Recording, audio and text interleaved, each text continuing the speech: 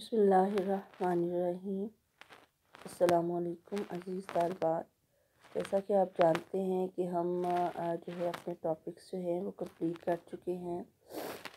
اب آپ ان ٹاپکس کو جو ہے جلد از جلد یاد کریں، اور پھر اگر آپ اس کا ٹیسٹ وغیرہ دینا چاہتے ہیں تو آپ میرے واٹس ایپ نمبر پہ وہ ٹیسٹ جو ہے وہ لکھ کر اس کو سینڈ کر سکتے ہیں۔ اب ہم آخری پورشن جو ہے گرامر عربی قواعد جو ہے اس کو پڑھیں گے، اور پھر یہ ترجمے سے پہلے میں آپ کو گرامر جو ہے وہ اس لیے کروا رہی ہوں تاکہ ترجمہ جو ہے لفظی اور بامحاورہ کرنے میں اور سمجھنے میں آپ کو آسانی ہو۔ تو سب سے پہلے ہمارا جو ہے عربی قواعد کا پہلا ٹاپک جو ہے جملہ اسمیہ ہے۔ جملہ کسے کہتے ہیں؟ کلمات کا ایسا مجموعہ جس سے پوری بات جو ہے سمجھ میں آ جائے، وہ مرکب تام یا جملہ کہلاتا ہے۔ جملے کی دو قسمیں ہیں، نمبر 1 جملہ اسمیہ، نمبر 2 جملہ فعلیہ۔ سب سے پہلے جملہ اسمیہ جو ہے اس کو دیکھتے ہیں۔ جملہ اسمیہ کی تعریف یا ڈیفینیشن کیا ہے کہ عربی زبان میں وہ جملہ جس میں پہلا جز اسم ہو جملہ اسمیہ کہلاتا ہے۔ مثلاً الرسول امین، رسول امانت دار ہے، یہ جملہ اسمیہ ہے۔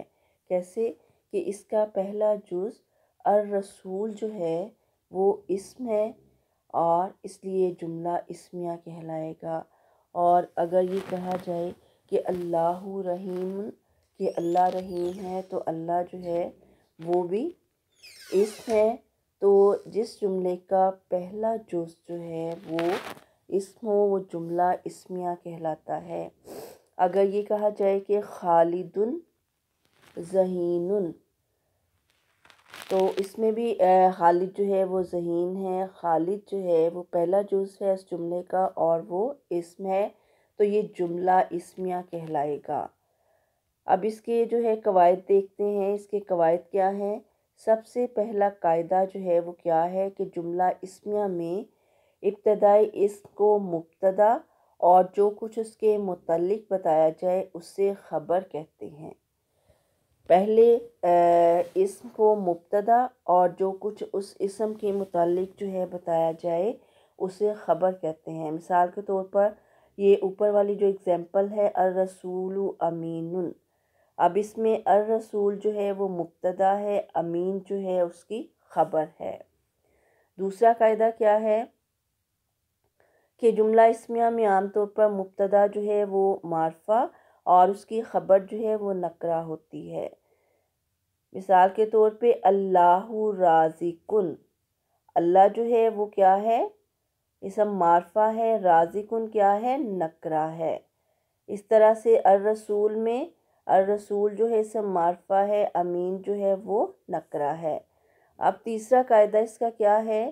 اردو میں جملہ اسمیہ کے آخر میں ہے یا ہیں وغیرہ کے الفاظ آتے ہیں، عربی میں ان کے لیے کوئی الگ لفظ جو ہے وہ نہیں ہوتا۔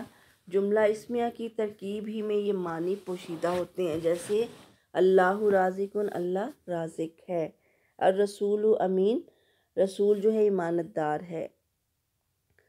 چوتھا قاعدہ یہ ہے کہ مرکب توصیفی اور جملہ اسمیہ میں فرق یہ ہے کہ مرکب توصیفی میں مرکب کے دونوں جز جو ہیں معرفہ ہوتے ہیں یا دونوں جز نکرہ ہوتے ہیں۔ جیسے یہ کہا جائے کہ خالد تلمیذ، خالد جو ہے وہ شاگرد ہے، خالد ذہین، خالد جو ہے وہ ذہین ہے، یہ دونوں جو ہیں وہ اسم نکرہ ہے۔ اس طرح سے اگر یہ کہا جائے کہ الطالب، طالب علم جو ہے وہ طالب علم جو ہے ذہین ہے۔ اب اس میں مرکب توصیفی میں دونوں جز جو ہیں وہ یا تو معرفہ ہوتے ہیں یا دونوں ہی نکرہ ہوتے ہیں۔ جیسے یہ کہا جائے کہ الرجل الصالح، نیک آدمی، اگر اس کو نکرہ کریں تو ہم کہیں گے رجل صالح، نیک آدمی، یا تو دونوں جز جو ہیں وہ معرفہ ہوتے ہیں یا دونوں ہی نکرہ ہوتے ہیں۔ جبکہ جملہ اسمیہ میں بالعموم پہلا جز جو ہے وہ اسم معرفہ ہوتا ہے اور دوسرا اسم نکرہ ہوتا ہے. جیسے یہ ہے العبد فقیر. العبد اس پہ الف لام آیا ہے تو یہ اسم معرفہ ہے، فقیر یہ اسم نکرہ ہے. اور پھر نمبر 5 پہ عموماً مبتدا اور خبر دونوں ہی مرفوع ہوتے ہیں. مرفوع کسے کہتے ہیں؟ جس پر پیش آتی ہے. جیسے اوپر جتنی بھی اگزامپلز آپ نے پڑھی ہیں تو ان میں دونوں پہ پیش ہے. اللہ رازقن، الرسول امین اور پھر العبد فقیر، ان سب پہ دونوں پہ پیش آتی ہے. یہ دونوں ہی مرفوع ہوتے ہیں. اور نمبر 6 قاعدہ جو ہے، خبر اپنے مبتدا کے مطابق واحد، تثنیہ یا جمع ہوتی ہے. مثلا اگر جو ہے مبتدا جو ہے وہ واحد ہے تو خبر بھی واحد ہے، اگر مبتدا جمع ہے تو خبر بھی جمع آئے گی. جیسے یہ والی اگزامپل ہے الطالب ناجح. اور پھر یہ کہ اگر تثنیہ یعنی 2 کے لیے کریں گے تو الطالبانی ناجحانی، کامیاب ہیں 2 طالب علم. تو اب اس میں طالب علم جو ہیں 2 ہیں تو ان کی خبر بھی 2 ہے. اور اگر جمع لیں گے الطالبون زیادہ طالب علم تو ناجحون ان کی خبر بھی جمع ہی آئے گی. اب ایک جو ہے 7واں قاعدہ یہ ہے کہ خبر اپنے مبتدا کے مطابق مذکر یا مؤنث ہوتی ہے. کہ اگر مبتدا جو ہے اسم جو ہے وہ مذکر ہے تو خبر بھی مذکر آئے گی. اگر مبتدا جو ہے مؤنث ہے تو خبر بھی مؤنث ہی آئے گی. جیسے البنتو صغیرتن، بنتو بیٹی جو ہے وہ کیا ہے؟ مؤنث ہے تو صغیرتن اس کی خبر بھی مؤنث ہی آئے گی، بیٹی چھوٹی ہے. اس طرح سے الابن بیٹا جو ہے وہ مذکر ہے، صغیرن چھوٹا ہے تو صغیرن کیا ہے؟ مذکر. یعنی خبر اپنے مبتدا کے مطابق مذکر یا مؤنث ہوتی ہے. اب 8واں جو ہے، لیکن ایک استثنائی صورت یہ ہے، یہ جو آپ دیکھتے ہیں کہ مبتدا جمع غیر عاقل ہو تو خبر عموماً واحد مؤنث ہوتی ہے. مثلا الکتب مفیدتن، کتابیں جو ہیں مفید ہیں. اب جمع غیر عاقل سے کیا مراد ہے؟ ایسی اشیاء جو عقل سے خالی ہیں. جیسے آپ دیکھتے ہیں کرسی ہے، کتاب ہے، جو میز ہے، اس طرح کی جو چیزیں جن میں عقل نہیں پائی جاتی، جیسے اشجار درخت ہیں، دریا، نہریں. تو اب مبتدا اگر جمع غیر عاقل ہو، ان چیزوں کی جمع ہو تو پھر کیا ہے؟ خبر عموماً واحد مؤنث ہی ہوتی ہے. مثلا الکتب کتابن کی جمع ہے، یہ جمع غیر ذوی العقول ہے اور اس کا جو ہے خبر جو ہے وہ مؤنث ہی آئے گی، مفیدتن مفیدن نہیں آئے گی. یہ آپ نے یاد رکھنا ہے. اور پھر یہ کہ جو ہے مبتدا اگر جمع مکسر ہو تو بھی خبر عموماً واحد مؤنث ہی ہوتی ہے. یہ 2 صورتیں ہیں. کہ دوسری صورت کیا ہے؟ جمع مکسر ہو مبتدا یعنی اسم. تو جمع مکسر کسے کہتے ہیں؟ ایسی جمع جو واحد سے بناتے ہوئے اس میں کوئی رد و بدل کیا جائے. بعض جمع ویسے اسی بیس پہ آتی ہے واحد کے، جیسے طالبن سے طالبونا. اب اگر راجلن کی جمع لیں تو یہ جمع مکسر ہوگی، راجلن سے رجالن. تو اگر مبتدا جمع مکسر ہو تو بھی خبر جو ہے عموماً واحد مؤنث ہی آتی ہے. جیسے الاشجارو درخت جو ہیں وہ کیا ہے؟ یہ جمع جو ہے مکسر ہے، شجرن سے اشجارن. الاشجارو طویلتن، یہ اوپر بھی یہ اگزامپل آپ دے سکتے ہیں کہ درخت جو ہیں وہ لمبے ہیں. اب اس کی خبر بھی واحد مؤنث ہی آئے گی. دونوں صورتوں میں جمع مکسر ہونے کی صورت میں اور پھر جمع غیر ذوی العقول ہونے کی صورت میں خبر ہمیشہ واحد ہی آئے گی. لیکن باقی صورتوں میں خبر مبتدا کے مطابق آئے گی. چاہے وہ خبر جو ہے مبتدا واحد ہے تو پھر خبر بھی واحد ہے، مبتدا مذکر ہے تو خبر بھی مذکر ہے، مبتدا اگر مؤنث ہے تو خبر بھی مؤنث ہے. اور پھر یہ کہ مبتدا اور خبر میں سے کوئی بھی مفرد یا مرکب ہو سکتا ہے. مبتدا اور خبر میں کوئی بھی مفرد یا مرکب ہو سکتا ہے۔ کبھی جو ہے خبر مرکب ہو سکتی ہے یا مفرد ہو سکتی ہے، اس طرح سے کبھی مبتدا مرکب بھی ہو سکتا ہے، کبھی خبر کے طور پہ بھی کبھی مفرد یعنی ایک واحد کے طور پر بھی آ سکتا ہے، جیسے الولد الصغیر نائم، چھوٹا بچہ جو ہے وہ سویا ہے۔ اب اس میں مبتدا جو ہے وہ کیا ہے؟ الولد الصغیر، یہ مرکب ہے، اور اس کی خبر کیا ہے؟ نائم مفرد ہے۔ اب دوسری مثال میں کیا ہے؟ احمد، احمد جو ہے مبتدا ہے، یہ مفرد ہے، سنگل ہے، اور اس کی خبر جو ہے وہ مرکب ہے، رجل طیب، احمد جو ہے وہ پاکیزہ آدمی ہے۔ احمد جو ہے مفرد ہے اور اس کی خبر جو ہے مرکب ہے، رجل طیب۔ اور پھر ایک صورت یہ ہے کہ اگر مبتدا سے پہلے ما یا لیسا آ جائے تو جملہ منفی بن جاتا ہے۔ اس سے پہلے بازید بی لگا دیتے ہیں جو اسے مجرور کر دیتی ہے، مثلا لیس اللہ،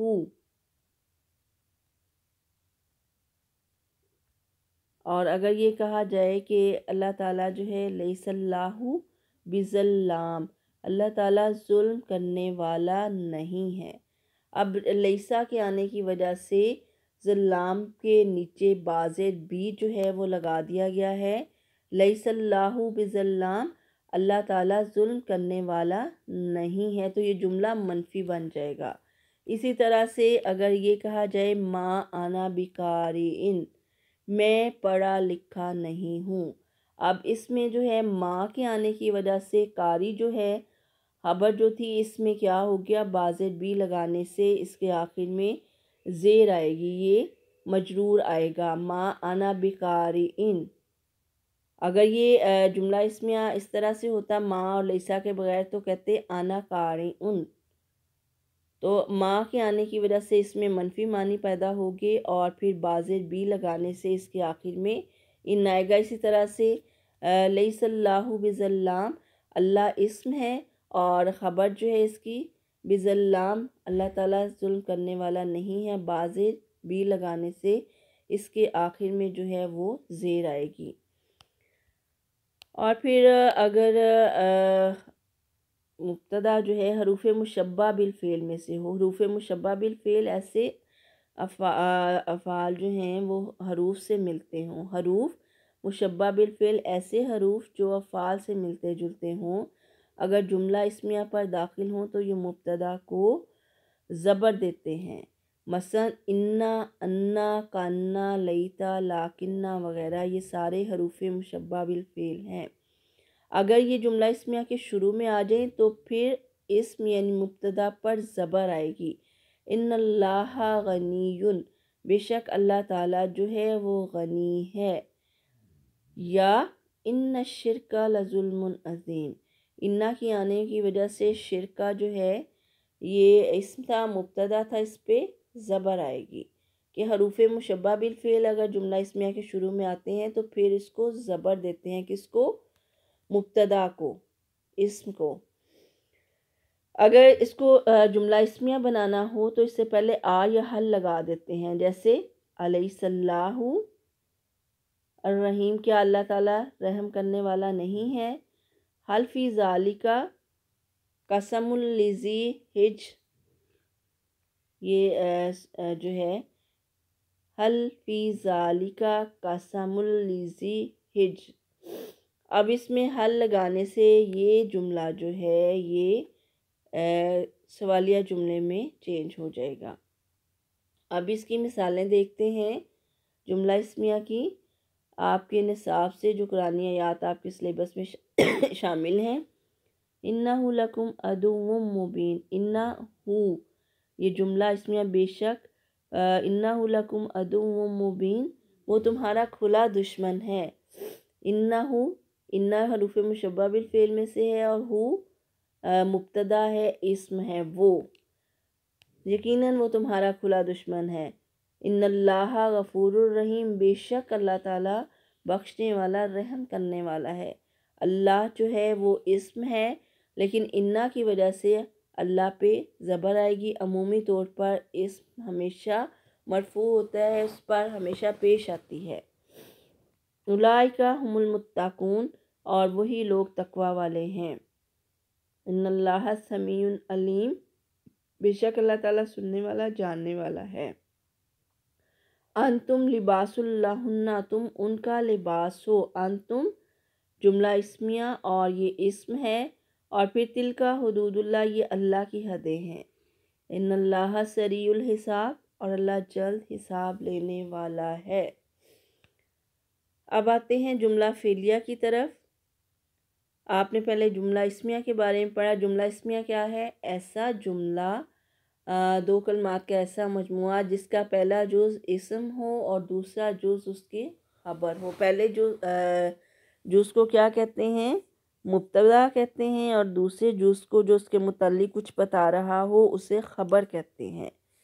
اب جملہ فعلیہ کیا ہے؟ اس کے جو ہے وہ ڈیفینیشن کیا ہے کہ جملہ فعلیہ جو ہے اس جملے کو کہتے ہیں جو فعل سے شروع ہو۔ جملہ اسمیہ جو اسم سے شروع ہو، اور جملہ فعلیہ وہ جو فعل سے شروع ہو۔ جیسے سمع اللہ لمن حمیدہ، اللہ نے سن لی بات اس شخص کی جس نے اس کی حمد جو ہے وہ بیان کی۔ سمع اللہ لمن حمیدہ، سامعہ کیا ہے؟ فعل ہے۔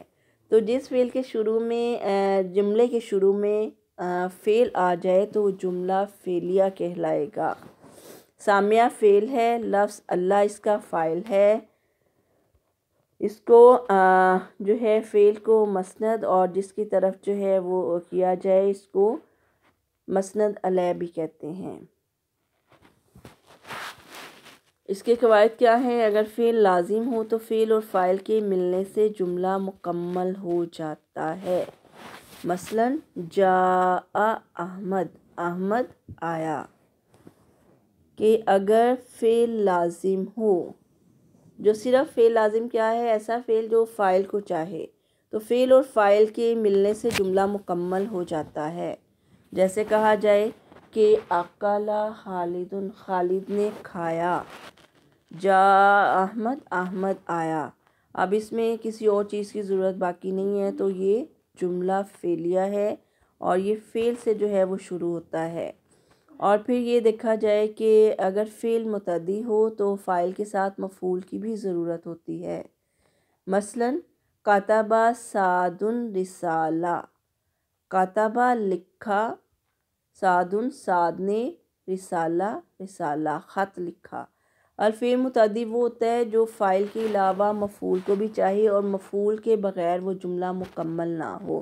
جیسے اگر یہ کہا جائے کہ کتب سعد، سعد نے کیا لکھا، تو اس کے لیے مفعول کی ضرورت ہوگی رسالۃ، رسالہ خط لکھا۔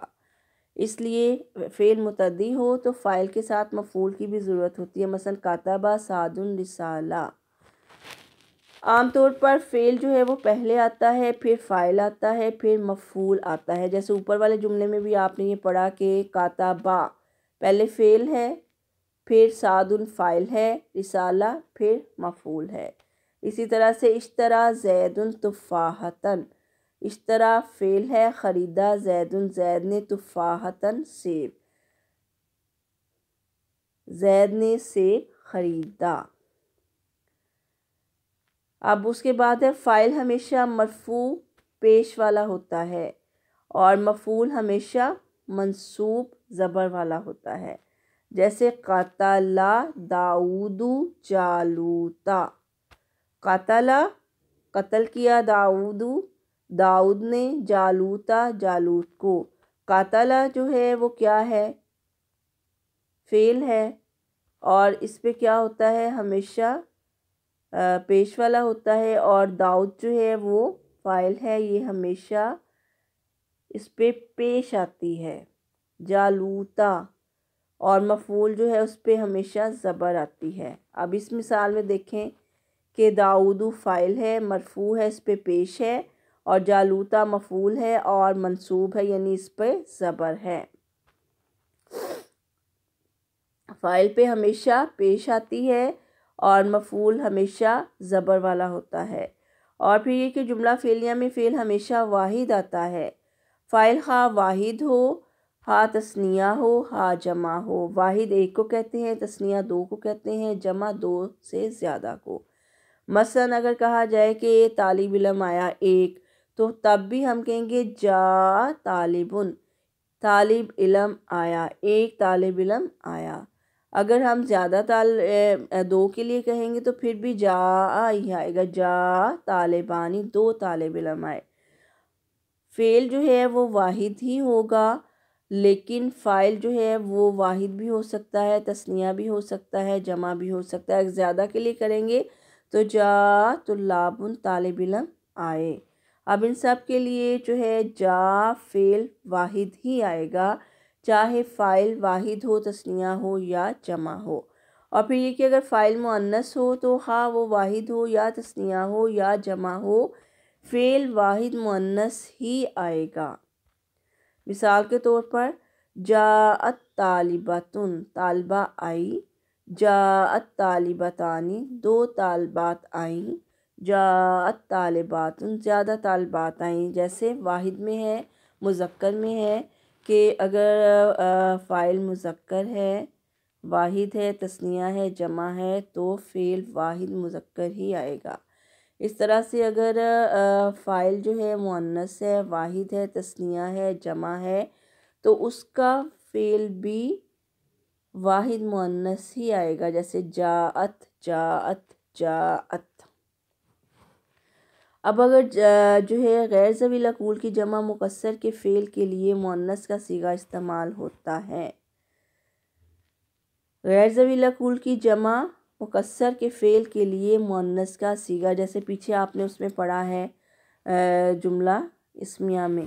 اب یہ دیکھیں کہ بنیت المساجد، مساجد کیا ہے؟ جمع غیر ذوی العقول اور پھر جمع مکسر ہے، مسجد سے مساجد، اس میں مسجد میں ترمیم کر کے اس کو مساجد جمع بنایا گیا ہے، جمع غیر ذوی العقول ہے تو دونوں صورتوں میں ان کا جو ہے فعل جو ہے وہ واحد مؤنث ہی آئے گا، بنیت، بنیت المساجد۔ اس طرح سے ان کسرت الکراسیو، کراسیو کرسیاں ٹوٹ گئیں، ان کسرت بھی واحد مؤنث ہے۔ یہ آپ ہمیشہ یاد رکھیں کہ غیر ذوی العقول اور جمع مکسر کے لیے ہمیشہ واحد مؤنث کا فعل جو ہے استعمال ہوتا ہے۔ اب یہ دیکھیں کہ جب فعل کا فاعل جو ہے اسم ظاہر نہ ہو بلکہ فاعل ضمیر ہی ہو تو پھر فعل اپنی ضمیر کے مطابق ہی آئے گا، یعنی واحد کے لیے واحد، تثنیہ کے لیے تثنیہ، جمع کے لیے جمع۔ مثلا قاما، قاما، قامو، تینوں میں الگ ترتیب واحد، تثنیہ اور جمع کی ضمیریں ہیں اور ہر ایک کی یہی ضمیر اس کی فاعل بھی ہے۔ قاما وہ ایک شخص کھڑا ہوا، قاما وہ دو شخص کھڑے ہوئے، قامو وہ سب اشخاص کھڑے ہوئے۔ جب فعل کا فاعل اسم ظاہر نہ ہو بلکہ فاعل ضمیر ہی ہو، اب اس میں جو ہے یہ اسم ظاہر نہیں ہے کہ اسم سے ظاہر نہیں ہو رہا کہ اس کے معنی کیا ہیں، بلکہ یہ فاعل ضمیر ہے، اس کے اندر استعمال ہونے والی ضمیر جو ہے وہ فاعل ہے۔ جیسے قاما، یہ ہوا قاما نہیں کہیں گے قاما وہ ایک شخص کھڑا ہوا، قاما وہ دو شخص کھڑے ہوئے، قامو وہ سب شخص کھڑے ہوئے۔ اب نصابی قرآنی آیات سے جملہ فعلیہ کی جو ہیں وہ مثالیں دیکھتے ہیں۔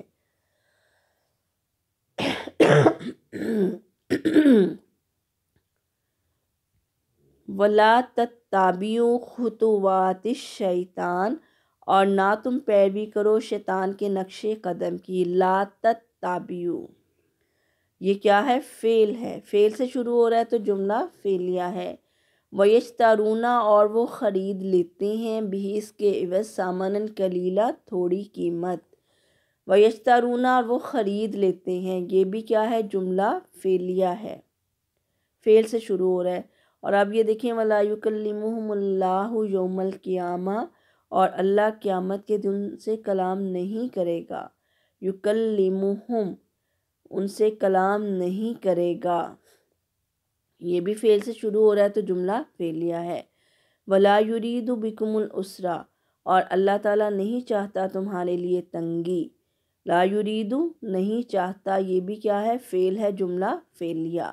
اجیبو میں جواب دیتا ہوں، دعوت الدائی پکارنے والے کی پکار کا۔ تو اجیبو یہ بھی کیا ہے؟ جملہ فعلیہ ہے، اجیبو میں جواب دیتا ہوں یہ فعل ہے، تو یہ بھی جملہ فعلیہ ہے۔